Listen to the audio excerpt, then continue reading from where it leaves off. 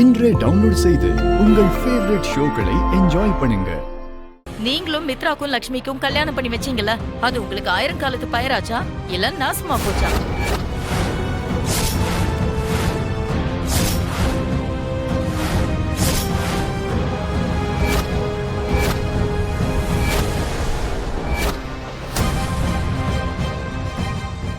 இந்த உலகத்திலேயே ஒத்துமையான மருமகளை கூட்டிட்டு வந்து மித்ராவுக்கு கல்யாணம் பண்ணி வச்சீங்கல்ல, அவ என்ன செஞ்சா?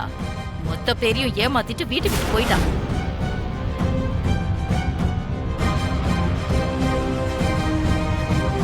நந்தன் குடும்பத்தோடைய மானத்தையே வாங்கிட்டான்.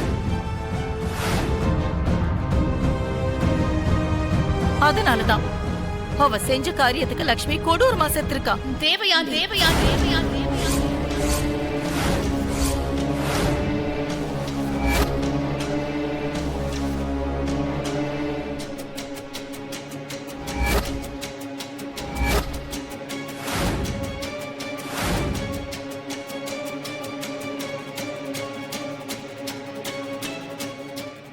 இன்னொரு தடவை லக்ஷ்மி செத்துட்டாங்கிற விஷயத்தை நீ சொல்லவே கூடாது.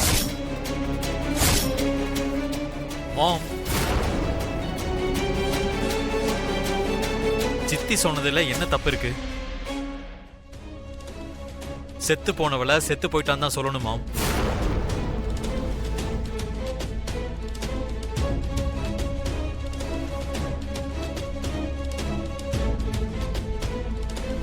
நீங்க இப்படி கத்துறதுனால மட்டும் செத்து போனவ திரும்பி வந்துருவாளா? இல்ல நீங்க கோவப்படுறதுனால இறந்து போன லட்சுமி திரும்ப வந்துருவாளா? உங்க பார்வையில வேணா லக்ஷ்மி உயிரோட இல்லாம இருக்கலாம், ஆனா எனக்கு அப்படி கிடையாது. அப்படி கிடையாது அப்படி கிடையாது அப்படி கிடையாது. என்னை பொறுத்த வரைக்கும் லக்ஷ்மி எங்கேயோ உயிரோட தான் இருக்கா. அதுக்குதான் இனி இந்த வீட்டுல லக்ஷ்மி இறந்து போயிட்டான்னு யாரும் பேசுற வேலை வச்சுக்காதீங்க. ரொம்ப நல்லா இருக்குமோ? லக்ஷ்மி இன்னும் உயிரோட தான் இருக்கான்ற பிரமையில நீங்க இருக்கீங்க.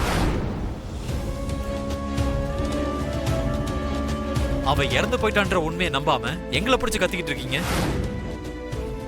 மித்ரா, இனி இந்த டாபிக் நிறுத்துறியா? இங்க பாரு தேவயானி, உன் பையனோட கல்யாணங்கிறதுனால உனக்கு பிடிச்ச மாதிரியே நீ செஞ்சுக்க. ஒரு தடவை நீ முடிவு எடுத்ததுக்கு அப்புறம் எல்லாம் உன் இஷ்டப்படி தான் நடக்கணும்னு நினைச்சதுக்கு அப்புறம் எங்களால வேற என்ன பண்ண முடியும்? நாங்க என்ன செய்யணுமோ நீ சொல்லு.